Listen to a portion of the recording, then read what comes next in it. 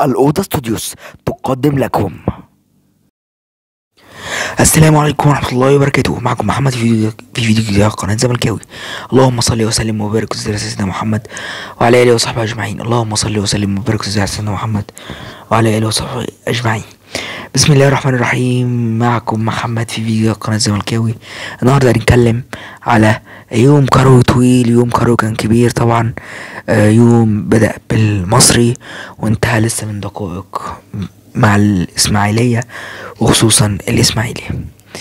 عنوان اللي هنتكلم فيه النهارده، هنتكلم في 3 موضوعات إن شاء الله. الموضوع الأول وهو المصري بشق الأنفس، مباراة صعبة جدا جدا جدا جدا، لكن 3 نقط مهمين. بيفوز على فاركو الفريق اللي مفيش بجنيه كورة بأمانة. بقى تقول لي بقى برتغالي ولا اسباني، ده مفيش بجنيه كورة. مع الموضوع التاني وهو الاسماعيلي والفوز بأداء كويس جدا جدا جدا جدا أمام الاتحاد المجتهد المكافح، اللي أتمنى إن هو يشد حيله شوية عشان يبقى في منافسة.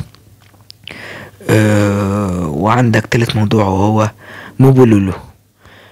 خليكم معانا في الحلقة عشان تسمعوا مننا كل موضوع. متروحش في حتة، ما تنساش تشترك في القناة وتفعل زر الجرس يوصلك كل جديد، ويلا بينا. الموضوع الأول معانا وهو بداية اليوم بالمصري والفاركو. مصري بيلعب فاركو على استاد برج العرب الساعة 4 العصر. الماتش الشوط الأولاني يعني مصري بيحاول إن هو يضربك بالمرتدات. علي ماهر راكن الأتوبيس ورا. في وسط المحاولات دي طبعا ما فيش محاولات يعني قوية جدا من فاركو يعني فريق باين عليه ان هو هيعاني السنة دي من الهبوط، انا اعتقد كده من اداء اول ماتشين. لكن فرصة كويسة جدا جدا جدا جدا خلت مروان حمدي ينفرد بضربة جزاء مهمة جدا جدا جدا، كانت تفرق، تخلي المصري يعني يفوق يركز في الماتش. ضربة الجزاء جت، اول ما ضربة الجزاء طبعا جت والله يعني قال لك الياس الجلاس اللي يلعبها، الياس الجلاس 7. مروان حمدي دخل هدرها بشكل وحش جدا، شاطها بشكل كويس جدا يعني وحش جدا جدا جدا يعني. وطبعا شيكا حارس فاركو قدر انه يصدها. يعني الصراحة ما كانتش منظر خالص لمروان حمدي. والصراحة ازاي علي ماهر سابه انه يشوطها انا معرفش، لكن طبعا مروان حمدي ابن الزمالك والله يعني كلنا بنحبه، لكن برضه بتبص لها برضه فرصة وكانت هتخلي المصري يفرق. بعد كده الشوط التاني طبعا نفس الأداء، لكن بيجي بقى عندك هدف جميل جدا جدا جدا من ميدو جابر، رجع المصري تاني الماتش وخلاص. الماتش يعني انتهى بالنتيجة دي، لكن المصري مع علي ماهر لسه متلخبط. علي ماهر هيعمل شغل كويس جدا، بس اهم حاجة المصري يعني يتنه ثابت عليه. المصري يركز الماتشات الجاية، كلنا فداك يا مصري وكلنا بنشجعك يا مصري، وان شاء الله كويس يا مصري وهتعمل اداء كويس. خسارة بالرباعية الماتش اللي فات كانت طبعا ليها تأثير قوي جدا، لكن النهاردة هنشوف بداية جديدة مع عودة لاعبين كتير، مع الفريق كله هيبقى كامل مركز جدا. هنشوف فعلا اداء مختلف، واعتقد المصري هيركز ان هو يعمل حاجة كويسة الموسم ده ان شاء الله، وبإذن الله يبقى موسم جميل جدا ليك يا مصري. نروح لتاني جزء معانا في الحلقة وهو الإسماعيلي واكتساح من وجهة نظري 3-1 على الاتحاد السكندري في مباراة جميلة جدا جدا جدا. أتى بالأهداف عندنا حمدي نجاس بجول من ضربة جزاء، وعندك هدف جميل جدا من عبد الرحمن مجدي، وطبعا عندك هدف من حبيب الملايين طبعا الهداف رقم 30 في الاسماعيلي. طبعا رقم 30 ده اعتقد اماده او حاجه كده، لاعب مهم جدا جدا جدا مع الاسماعيلي، عمل اداء كويس جدا جدا جدا. اما بعد كده الاسماعيلي استقبل هدف من موبولولو. مش هتكلم عن موبولولو، اتكلم عليه في الجزء الاخراني، لكن بصراحه اداء برضو كويس. اسماعيلي مع ايهاب جلال عايزين يستعيدوا رونقهم، عايزين يعملوا شغل كويس، عايزين يرجعوا. وخصوصا انت الماتش الاولاني تخسر بأداء مش كويس جدا من قدام فريق زد. طبعا خسرت بعد ما عبد الرحمن مجدي ضيع ضربة جزاء قدام علي لطفي المتألق دايما طبعا.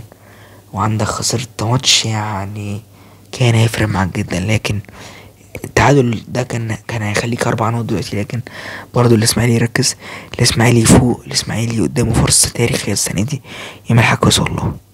ايهاب جلال مدرب محترم جدا، مدرب يعني على قد امكانياته وبيلعب المضمون، ولعيبة هتساعده جدا ان هو يفرق. كل الدعم للاسماعيلي، الاسماعيلي فعلا فرقة محترمة وتستاهل. النهارده فوز مهم جدا على الاسماعيلية، خلي الجماهير دي تفرح، الجماهير دي محتاجة تفرح، الجماهير دي شافت غلب وايام وحشة كتير. الاسماعيلي فعلا فرقة محترمة، وكل التقدير والاحترام للاسماعيلي المجتهد اللي بيحاول، اللي ان شاء الله هيرجع كويس جدا وخير خير قوي للاسماعيلي والله. والايام الجايه كلها هتثبت ان الاسماعيلي راجع وبقوه ان شاء الله، وهيعمل اداء كويس جدا جدا جدا. اصبروا على الاسماعيلي، كل جماهير الاسماعيلي تشجعه، تساند الاسماعيلي وتدعم الاسماعيلي عشان الاسماعيلي يعمل اداء كويس جدا. نروح لتالت جزئيه معانا وهي موبلولو. تالت جزئيه معانا في الفيديو وهي موبلولو. موبلولو مهاجم فتاك، مهاجم كبير جدا، هداف الدوري دلوقتي، هدفين، هداف الدوري الموسم الماضي. راجل يعني انجولي يعني مهاجم قوي جدا، مهاجم سفاح قدام الجون بأمانة يعني. والله يعني نوعية مهاجمين اتمناها في الزمالك. ليه الراجل ده ما يجيش الزمالك؟ ليه؟ حتى ستايل لعبه تحس انه عامل زي فيكتور جوميز، لاعب الهلال، لاعب جال السراي، لاعب ليون. يعني انت بتتكلم مهاجم قوي جدا، يعني يقدر يسند معاك، يعمل حاجه كويسه معاك. ليه الراجل ده ما يجيش؟ فاتوقع يعني نفسي واحد زي ده كده يجي، هيعمل اداء عظمه العظمه مع الزمالك. طبعا مع منظومه، الراجل بيقطم ويشوط ويروح، رجله حلوه قدام الجون، وذكي جدا، مهاري بطريقه حلوه جدا، وجسمه ينين كويس جدا. يعني بدل الجدع اللي جبته، جدع اللي جبته لينا ده، معرفش انت جبته ايه. الاتنين من انجولا، شوف بقى واحد طلع بطيخة قرعة والتاني طلع حاجة كويسة جدا. يعني الصراحة يعني انت جاي رحت جبت معلش السنة اللي فاتت بلوى الجدع اللي اسمه، والله العظيم انا ناسي اسمه، صدق بقى. يعني انا معرفش صراحة يعني. بس انت السنة دي يعني تركز، حاول يجي في الصفقات بعد يوم 21 في الشهر الجاي ان شاء الله، يعني يعمل حاجة كويسة، لان كده الصراحة الموضوع هيبقى صعب جدا جدا.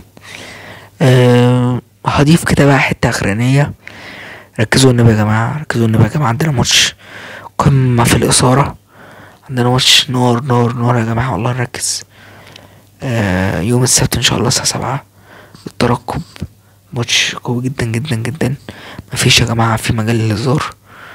وان شاء الله كل كلام بكرة في كبسولة قبل المباراة، هنتكلم على كل الاحداث، نتكلم على كل حاجة قبل الماتش ان شاء الله. استنوا فيديو انا بكرة يبقى فيديو طويل شوية، هنتكلم فيه تحليل، هنتكلم فيه شوية كلام يعني مترتب له قبل الماتش ان شاء الله. نحاول ان احنا نظبط الدنيا، ويا رب خير، يعني يا رب خير ان شاء الله وان شاء الله خير. اللهم صل وسلم وبارك على سيدنا محمد وعلى اله وصحبه اجمعين. اللهم صل وسلم وبارك على سيدنا محمد وعلى اله وصحبه اجمعين. الحمد لله والشكر لله. يوم ميلاده ما تنساش تصلي عليه. شكرا على المشاهده، والسلام عليكم ورحمه الله وبركاته.